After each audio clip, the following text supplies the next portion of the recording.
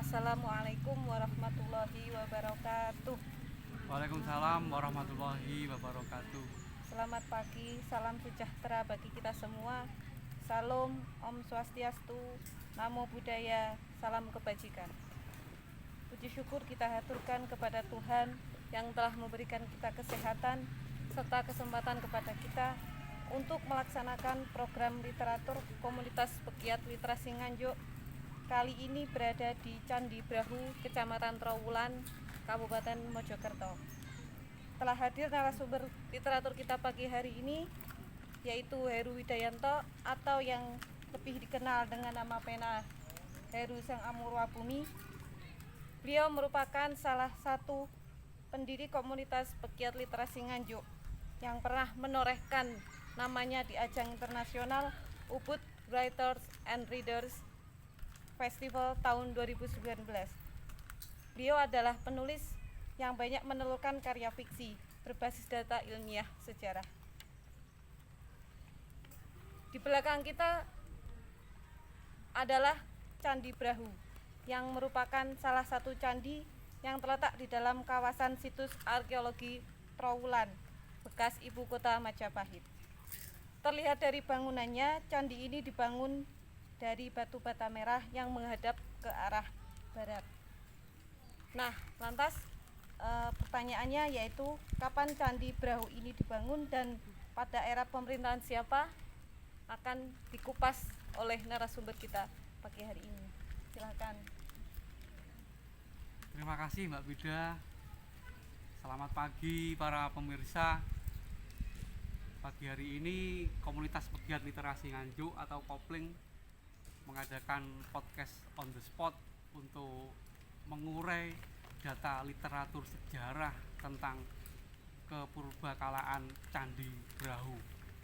Menarik sekali tadi pertanyaan dari Mbak Bida bahwa beruntung kita masih memiliki data otentik tentang keberadaan Candi Brahu ini.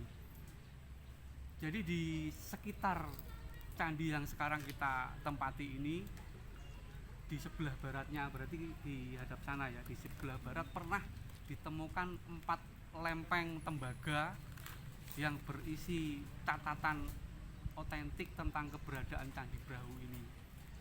4 lempeng tembaga itu kini dikenal dengan nama Prasasti Asalantan. Nah, uniknya prasasti ini justru dikeluarkan jauh sebelum era Majapahit, sebuah kerajaan yang konon dulu beribu kota di tempat ini.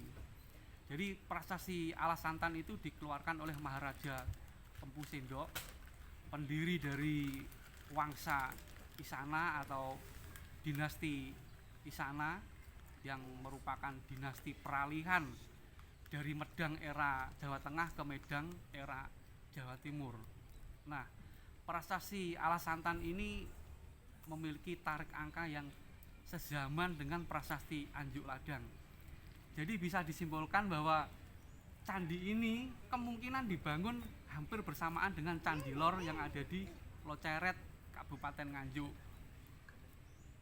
Isi prasasti Alasantan kurang lebih menyebutkan bahwa di desa Alasantan, sekarang di sekitar desa Bejijong, sebelah kiri kita, sebelah kiri podcast kita itu ada namanya desa Bejijong. Nah, diberikanlah status Sima Twatantra kepada penduduk masyarakat desa Asalantan, serta dibangunlah sebuah bangunan suci bernama Warahu atau Warahu. Kemudian para arkeolog menyimpulkan atau menafsirkan ya, karena sejarah itu kan selalu dinamis. Ketika kelak ditemukan bukti baru, maka bukti lama akan gugur. Nah, sementara para arkeolog menafsirkan bahwa frasa perahu inilah yang menjadi toponim dari Brahu. Jadi diyakini bahwa Candi Brahu merupakan toponim dari bangunan suci yang disebutkan di prasasti Asalantan, yaitu Candi Perahu yang sekarang sudah mungkin mengalami perubahan lafal menjadi Candi Brahu. Itu pertama. Jadi bisa disimpulkan bahwa Candi Brahu dibangun oleh Maharaja Empu Sendok sekitar abad ke-9 sampai ke abad 10. Sementara Majapahit berjaya di bumi ini sekitar abad 13 sampai 15. Wah, menarik sekali ya. Mungkin sebagian besar masyarakat menganggap bahwa Candi Brahu ini adalah peninggalan Kerajaan Majapahit. Betul. Karena terletak di pusat kota. Kotanya Majapahit. Ya. Padahal yang membangun Candi Brahu ini adalah Sri Maharaja Empu Sendok. Hampir bersamaan dengan berdirinya dibangunnya Candi Lor di kota kita, di Anjuk Ladang. Wah, menarik sekali ya teman-teman. Lantas fungsi Candi Brahu itu sendiri untuk apa? Ya. Hampir semua konsep candi itu pasti untuk tempat ibadah di masanya ya, di masanya. Kalau di era kita sebagai penganut agama Islam mungkin ya masjid lah. Jadi ukuran candi itu juga macam-macam, mulai yang candi paling kecil sampai ini termasuk candi terbesar di Jawa Timur. Wow. Iya, Brahu. Dia kalah sama ada di Singosari ada, tapi masih kalah. Termasuk belum tentu nomor 1. Kita kan belum pernah mengukur dimensinya, tapi Candi Brahu ini termasuk kategori candi-candi terbesar di Jawa Timur. Salah satunya lagi Candi Jabung di Probolinggo, itu bangunannya juga mirip sekali dengan ini. Konon Candi Lor di kota kita di Nganjuk itu seandainya tidak runtuh, arsitekturnya juga mirip dengan ini. Nah, kemudian kembali lagi ke fungsi candi ini, ada 2 tafsir sebenarnya. Tafsir pertama dulu menyebutkan bahwa Candi Brahu ini adalah tempat penanaman abu dari jenazah raja-raja Majapahit.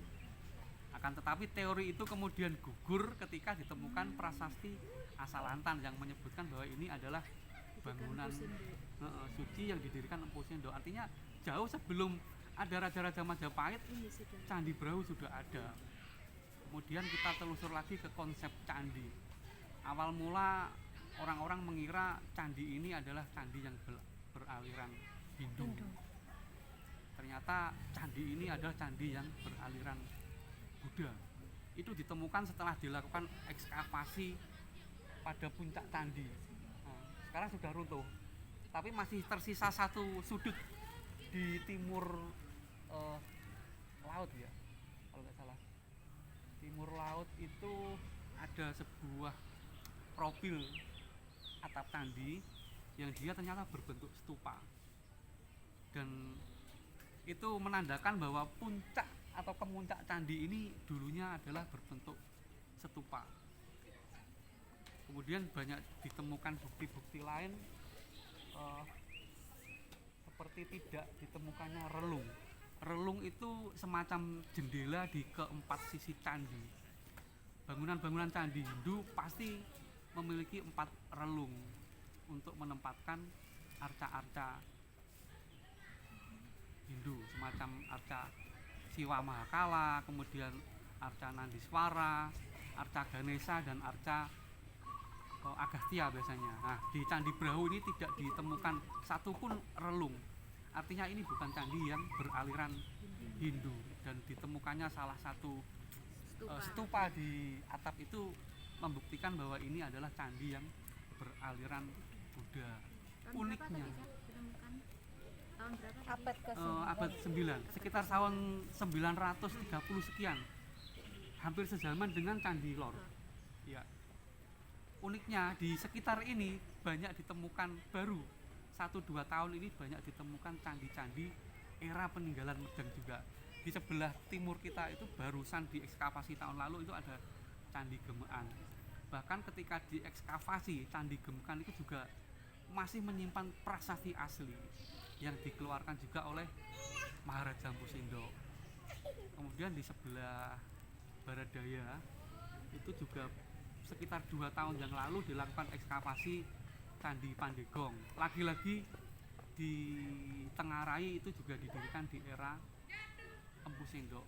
Tentu menarik ya, banyak peninggalan candi era Empu Sendok justru berada di pusat Timur. kota Majapahit. Dan dari temuan berbagai candi itu ternyata tidak semua beraliran Hindu, beraliran Buddha ternyata. Nah, ini menunjukkan bahwa pada abad 9 atau abad 10 sekitar 1 milenium silam. 1 milenium silam itu ternyata leluhur kita ternyata sudah menganut prinsip moderasi beragama. Terbukti bahwa Hindu dan Buddha di Bisa wilayah ini bersisihan. bisa bersisihan. Berdampingan dengan Buddha. Betul. Banyak candi yang beraliran Hindu maupun beraliran Buddha. Jadi budaya kita kalau boleh digarisbawahi, budaya kita itu adalah budaya toleransi. Kalau di era sekarang ada orang yang intoleransi, tentu patut dipertanyakan, karena itu ternyata itu bukan budaya kita. Budaya kita sejak 1 milenium itu ternyata sudah sangat toleransi dengan keyakinan orang lain yang berbeda. Lantas kalau Candi Brau ini bukan Candi Brau, maksudnya candi itu kan identik dengan tempat ibadah ya, Cak. Cak Heru juga pernah menyebutkan pasti Candi Lor itu biasanya ditemukan petirtaan. Ya, Nah, kalau di sini bagaimana di Candi Brau? pasti ada. Jadi konsep candi itu sebelum sebelum masuk area candi, dia pasti akan melewati satu tempat untuk bersuci atau petirtaan. Hanya saja entah di sini lokasinya di mana belum ditemukan. Tapi tetap pasti ada ya itu ya. Pasti ada. Jadi bangunan suci semacam ini itu berada di area ketiga. Sebenarnya kan ada area pertama itu area pelataran, kemudian area tengah itu biasanya area untuk persiapan menuju ibadah, dan area ketiga itu area utama, area untuk beribadah. Biasanya juga antar area ini dipisahkan dengan gapura. Gapura 1, gapura 2 baru masuk ke tempat ibadah utama. Ini nanti bisa kita pelajari di Candi Bajang Ratu. Berarti dengan ditemukannya prasasti Asalantan Asalantas tadi mengubur teori tentang jika Candi Brau ini merupakan tempat penguburan abu para raja-raja Majapahit. Iya, secara langsung terbantahkan. terbantahkan secara data ilmiah. Dulu itu sah karena kan belum ditemukan bukti otentik. Nah, jika begitu sebenarnya Trowulan itu merupakan pusat kota Raja Medang atau Majapahit. Nah, ini juga pertanyaan yang menarik karena baru beberapa tahun terakhir ini ya, sekitar 2-3 tahun justru banyak ditemukan peninggalan-peninggalan sejarah dari era Medang atau eranya Maharaja Empu Sendok di pusat kotanya Majapahit. Akan tetapi sejauh ini teori bahwa Trowulan merupakan pusat kota Raja Majapahit belum terbantahkan, karena ternyata pusat kota Raja Medang eranya Empu Sendok di Jawa Timur itu bukan di Trowulan tetapi di Tembelang. Dekat dengan sini juga, Tembelang itu Jombang, di tepi Sungai Brantas. Banyak prasasti-prasasti era Empu Sendok yang menyebutkan kata-kata Medang I Tamlang, itu artinya Medang yang bertempat di Tembelang. Jadi tetap saya termasuk yang berkeyakinan bahwa Trowulan adalah kota Raja Majapahit. Hanya saja di eranya Empu Sendok, Trowulan sudah menjadi tempat yang ramai lah, yang menjadi pusat kegiatan Maharaja Empu Sendok. Meskipun dia bukan ibu kota, ibu kotanya masih belum terbantahkan datanya bahwa berada di Tembelang, Jombang, di tepi Sungai Brantas. Melihat masa kejayaannya itu antara Medang dan Majapahit itu selisih berapa tahun? Medang era Jawa Timur itu sekitar abad 9, sementara Majapahit sekitar abad 13 akhir sampai abad 15. Sebenarnya mereka kalau diurut juga masih memiliki keterkaitan.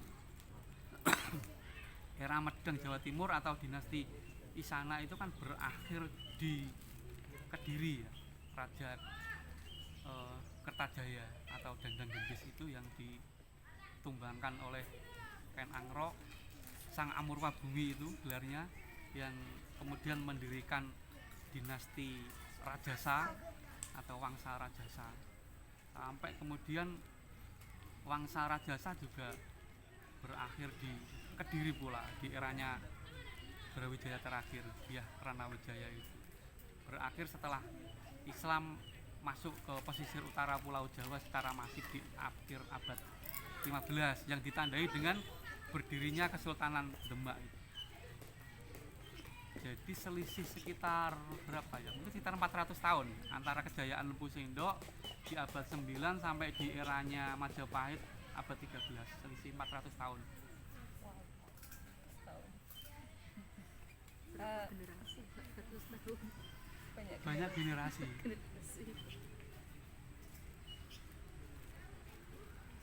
Jadi teori-teori yang yang sudah tersebar di internet itu ternyata itu banyak yang banyak yang terbantahkan dan belum diperbarui gitu ya, belum ada pemutakhiran gitu loh. Itu gimana ya? Ya, Paling lama gugur tapi yang baru belum belum diupdate. diupdate. Bisa jadi, Ya. bisa jadi. Makanya saya termasuk tipikal penulis yang kurang percaya data-data di internet selama website penyedianya itu tidak memiliki kredibilitas di ranah sejarah.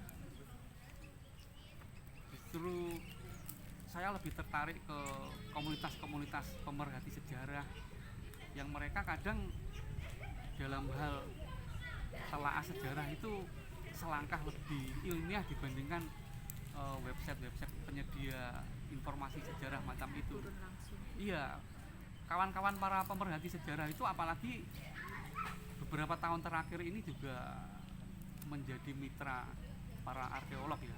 Mereka dirangkul dalam hal untuk menggalakkan kampanye cagar budaya, juga kampanye tentang melawan informasi-informasi hoax seputar sejarah yang di era digital ini juga ikut terdongkrak kemudahan aksesnya. Jadi kita juga harus pintar-pintar memilih data rujukan sejarah. Dalam berbagai kelas kita kan saya sering mengingatkan juga bahwa tingkatan sejarah itu Primernya iya, ada primer, ada sekunder, ada tersier juga. Data primer adalah data prasasti, seperti Asalantan itu mutlak itu data primer karena bukti otentiknya ditemukan, kemudian siapa yang mengeluarkan sampai detail tanggal, bulan dan tahunnya pun ada di prasasti. Itu makanya disebut sebagai data primer.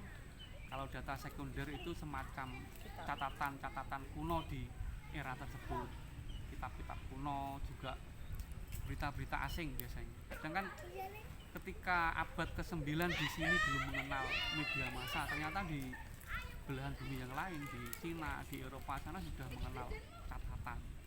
justru yang memberitakan negara lain ya. Betul. Seperti peristiwa berdirinya Majapahit itu kan juga kita justru bisa menemukan data otentiknya di catatan bangsa Tiongkok. Justru di sini belum pernah ditemukan perang antara Mongol melawan Jawa, itu belum ditemukan. Justru kita bisa membacanya di catatan bangsa Tiongkok. Nah, hal penting yang perlu kita catat yaitu ketika, apalagi kita adalah seorang penulis ya, ketika kita mencari data ilmiah, carilah data ilmiah yang sumbernya itu yang otentik. Perhatian saja, jangan boleh kita cari dari internet, tetapi juga diperhatikan websitenya atau sumbernya ataupun platformnya. Menarik tadi yang disampaikan oleh Mas Heru. Kita di sini kan kebanyakan penulis ya. Misalkan kita mau menulis fiksi, kemudian dengan setting sejarah sejarah masa lampau seperti berbasis candi atau kerajaan-kerajaan seperti itu. Nah, batasan kita untuk meramu fiksi tetapi tanpa meninggalkan data aslinya. Nah, itu gimana? Meramunya gimana? Ya, kalau kita menulis fiksi tentu ada namanya premis, Mbak Alis ya. Premis itu adalah ide pokok cerita. Ide pokok cerita atau gagasan utama cerita fiksi kita. Nah, gagasan utama cerita kita inilah yang mutlak harus merujuk pada satu peristiwa sejarah. Jadi gagasan utama itu tidak boleh keluar dari sebuah peristiwa sejarah yang akan kita angkat. Mungkin bisa dicontohkan. Ya, gini. Salah satu peristiwa sejarah terbesar di era Majapahit itu adalah perang Bubat. Perang antara suku Jawa melawan suku Sunda. Itu tercatat di kitab Pararaton. Nah, itu kan disebutkan bahwa rombongan pengantin dari kerajaan Sunda, Dyah Pitaloka bersama Raja Linggabuana itu sampai di Majapahit sini kan kemudian ternyata disuruh ditumpas oleh Gajah Mada. Tidak jadi melangsungkan pernikahan. Akan tetapi di Pararaton tidak pernah disebutkan sebenarnya apa yang menyebabkan pertumpahan itu terjadi. Itu cerita aslinya ya? Aslinya ada tertulis di kitab Pararaton. Nah, itulah yang saya contohkan, saya ambil menjadi ide cerita, menjadi gagasan pokok, menjadi premis dalam cerpen. Kemudian saya menambahkan kira-kira motif apa yang mendasari Gajah Mada melakukan penumpasan terhadap rombongan Dyah Pitaloka. Ini tidak pernah tercatat di sejarah. Itu atau boleh ya? Kan ngarang berarti. Boleh. Tapi kan gagasan utamanya bahwa peristiwa itu benar-benar terjadi, benar-benar tumpas, itu kita tidak boleh mengubahnya. Cuman penyebabnya Penyebabnya itu tidak diketahui, iya. Berarti imajinasi penulis Betul. itu tidak tidak melanggar ya. Tidak, karena memang itu tidak tercatat. Seandainya kelak ditemukan bukti otentik data ilmiah, tentu teori saya gugur, terbantahkan. Meskipun itu hanya fiksi. Berarti perasaan Gajah Mada ke Dyah Pitaloka itu fiksi. Dan itu bermula dari sebuah seminar. Ada sebuah seminar yang membedah tentang perang Bubat. Ketika itu narasumbernya nyeletuk, jangan-jangan rombongan Dyah Pitaloka itu ditumpas karena Gajah Mada cintanya kandas. Begitu. Dari situlah jadi ide cerita saya. Berarti yang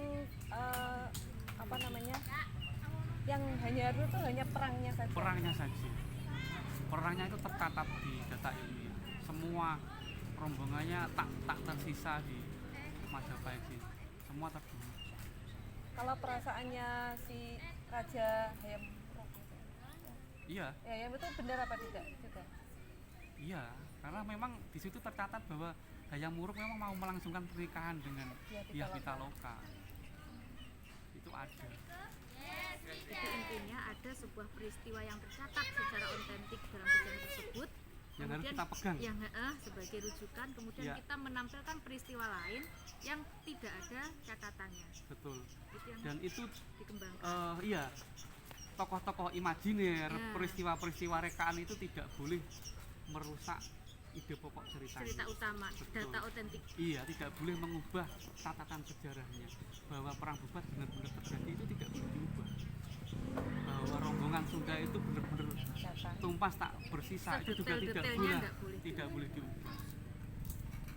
Masih, Mungkin ada yang lain pertanyaan, Pak Rosi, Pak Isma? Ayo, monggo. Sudah, tutup ya. lanjut ke penjelasan yang lain. Baiklah teman-teman semua, kita sudahi literatur kita hari ini di Candi Brahu. Semoga apa yang kita diskusikan hari ini bermanfaat untuk kita dan menambah wawasan untuk kita semua dan juga untuk anggota komunitas yang lain. Terima kasih.